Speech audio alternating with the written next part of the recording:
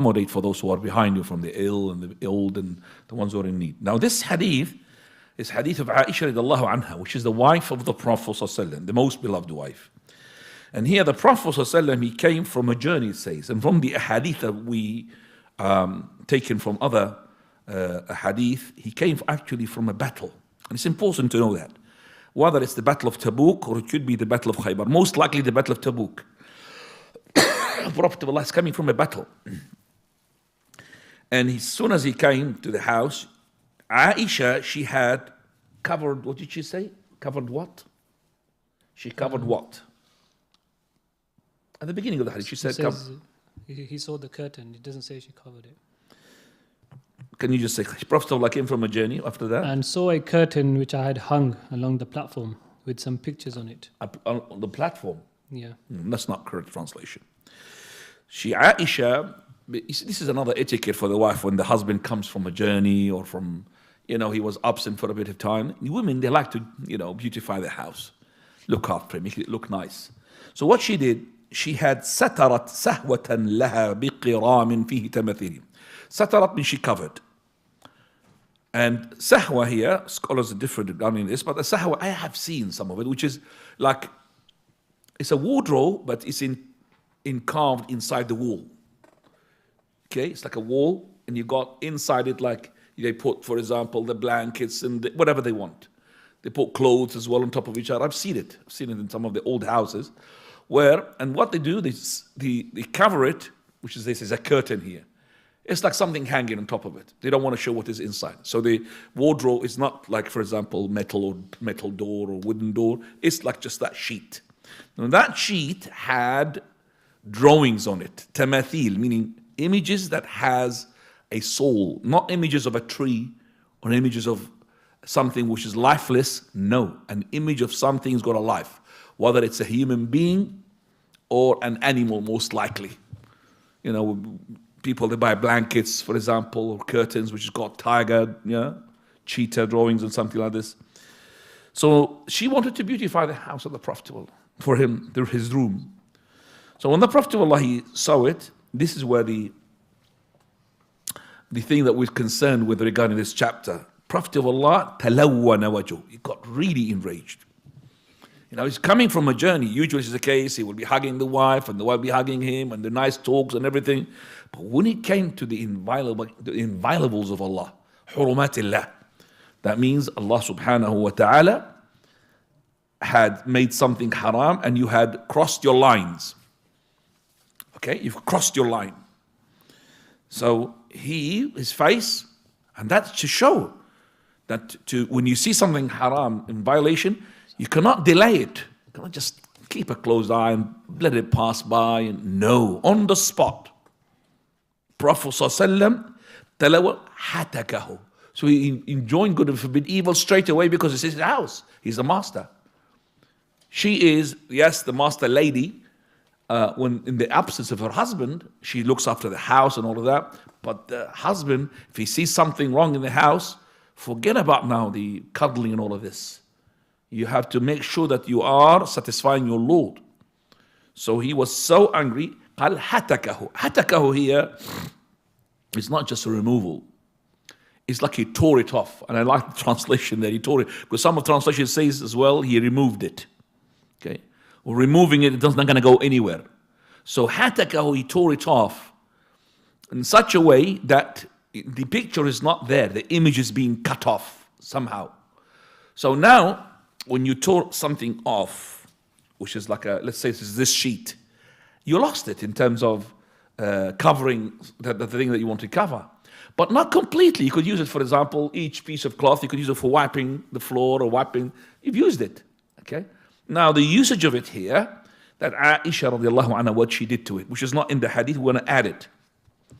And the Aisha, she said, she made 2 pillows out of it. So that cloth, that curtain, whatever you want to call it, it had that images. She made pillows out of it. Now, when she made pillows out of it, she done 2 things. Number 1, the image has got the containing, which is like the head, is maybe not there. It's been taken out. Number 2, is that made it in something which is, we call it in Arabic, mumtahan, humiliated. It's not something to be honored and hanging on the wall. It's something to step on it. Like a pillow, you're going to sleep on it. Okay? Now we're going to discuss this issue as well, very importantly. Prophet ﷺ, when he saw it, and he had tore it off, and his face was enraged and colored, Aisha, verily, أشد الناس عذابا عند الله, the most punishable with Allah Azza wa Jalla on the day of resurrection, the one who's going to be punished the most, the ones يضاهون بخلق الله, they are contending with the creation of Allah. That means they're trying to make a drawing which, somehow imitates the real creation of Allah Azza wa Jalla. So the Prophet ﷺ, he said that those people who with their pen or their whatever they use for painting, okay, they're trying to go to the little tiny details, when it comes to the drawing the human being, the eyes exactly in the shade and the shadow and all of this, They said, he's trying what? He's trying to make it as real as possible, true or not? The more it's matching to the reality, the more he is the master artist. Correct? Yeah, bigger artist, because he's really to the tiny details. Those are the ones who are going to get the most severest, biggest sovereign punishment in Allah. For two reasons.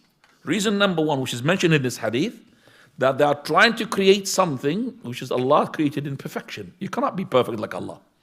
And that's why on the day of resurrection, he will say to those who had made these images, whether it's 2-dimensional, 3-dimensional, it's a drawing on a piece of paper, or you made it like a statue, أحيوا ما خلقتم. Go on, put life into whatever you have created, and they will not be able to do so. أحيوا ما خلقتم. Come on, put life into it. And they will not be able to do so, because only Allah, He puts the life into it. Second reason is that there's a fear that those things will be worshipped by Allah. For these two reasons and only. If you have read about books, why is the images is haram, you're going to have lots of reasons. All of these reasons refer to two. This, which is mudahat khalqillah, you're trying to contend with the creation of Allah. Number two, that there's a fear that this image, this statue will be worshipped beside Allah Azza wa Jal. So if those two elements are not there, then the image is okay. If these two elements are not there, then this is how you're going to resolve the issue of now photographs. Okay, photographs, pictures. Right. So, Aisha radiallahu anha responded to this command of the Prophet of Allah, and she took whatever torn off and she put it as pillow, and the Prophet of Allah did not mind. What do we learn from this hadith? Number one, that it is a must upon us to be angry if the inviolables of Allah are being violated. So the Prophet of Allah was very angry because there's something to do with obedience to Allah.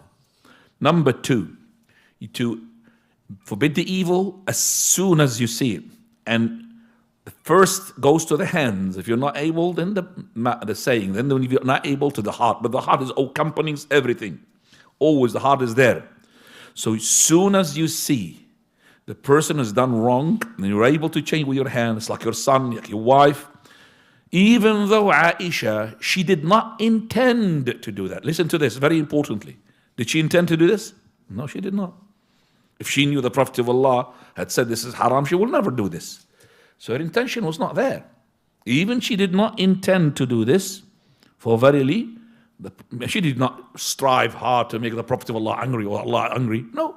But the Prophet of Allah, even that intention of hers will not fix the situation. Also, we learn from this that the man has to have the qiwama. Qiwama means that he is the master. The man is the one who is responsible and in charge of his house. You are a shepherd, and each shepherd is responsible for his flock of sheep. So he should be enjoining good, forbidding evil, see something good, should encourage it, something bad, he would prohibit it. He will not let anything haram to enter his house, whether it's music or images and all of this. Also, we learn from this that Prophet of Allah, when he came from, and I said it's an important word, from a fight, a battle. This thing, it was not something like, nothing. You came from a battle here, let's keep a closed eye with it. What do we learn here? There is no such thing as those people say, qishr wa lubab, meaning that's the skin of the fruit and the inside of the fruit. Yeah, you keep into the skin of the fruit. He came from jihad, which you call the fruit, which is the heart of the fruit. He came from the jihad. And yet, that did not let him to overlook what you call the skin of the fruit. You understand me? There's no such thing as skin of the fruit and inside of the fruit for when it comes to the deen. So when we tell you, for example, your thawb must be above your ankle, don't you ever say, oh yeah, he talk about something to do with Gaza and to do with people being killed in Gaza. Look at this, he flies to this. Well, you're not even doing this little thing. You think that Allah Azza is going to give us victory in Gaza? You do this little thing, you still give a justification for yourself. So there's no such thing, lubab and qishr. This is as important. He came from the jihad, he did not stop to enjoin good and forbid evil. Also this hadith, it says it is permissible for us to cover our wardrobes, but not to cover the, to cover walls for nothing. So there's a wall there, I want to put a curtain on the wall. That's extravagance. But to cover something which needs to be covered, no problem. Also, it is permissible for the sisters, or maybe recommended, that is to beautify the houses and to make it look nice when the husband comes from a journey or comes from a time that he was absent from the house.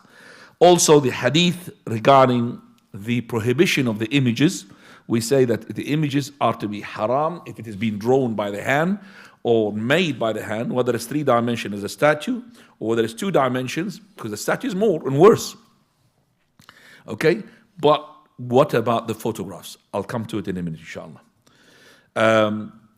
Making images with your hands, drawing paintings and paints and all of this, and selling it is also haram because it is for that ruh. As long as you don't draw the head, there's no problem. So if you draw a tree, or you drew the body without the head, or you put the head but you didn't put any figures in it, no nose, no eyes, just a circle, no problem about that.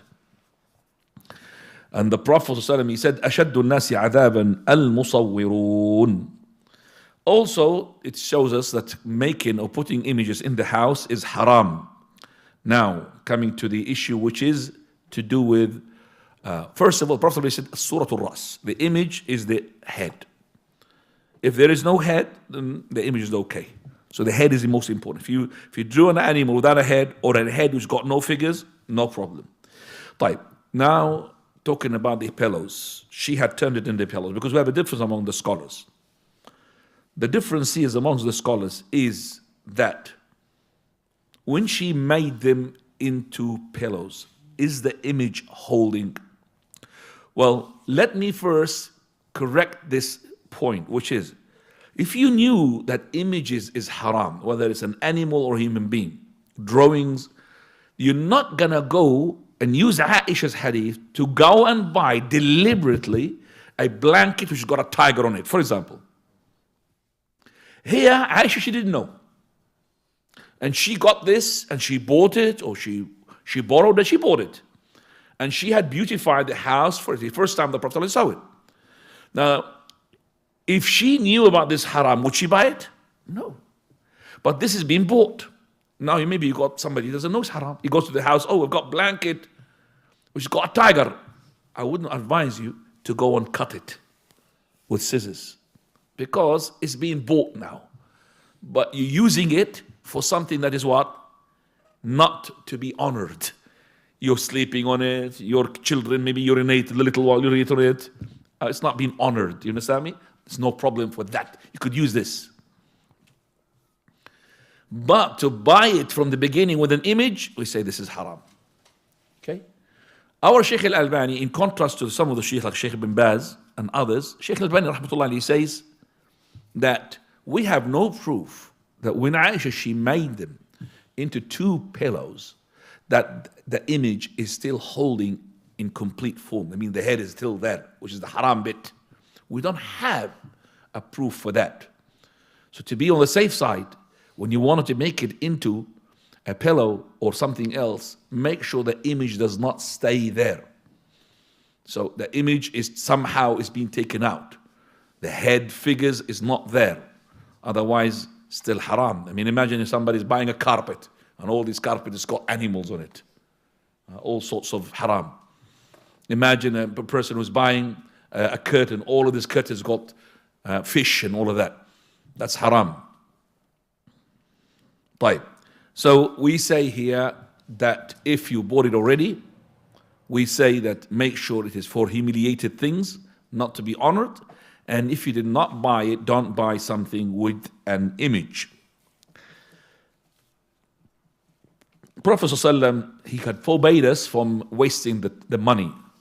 So if you had it already, something expensive, then I would say do not make it like put it in the bin, because it's wasting money. You could use it, as I said, you could cut it for wiping things, or do it on something that you sit down on it, okay, for humiliation, or step on top of it. Now, Fadl. 651, please. Taking the pictures.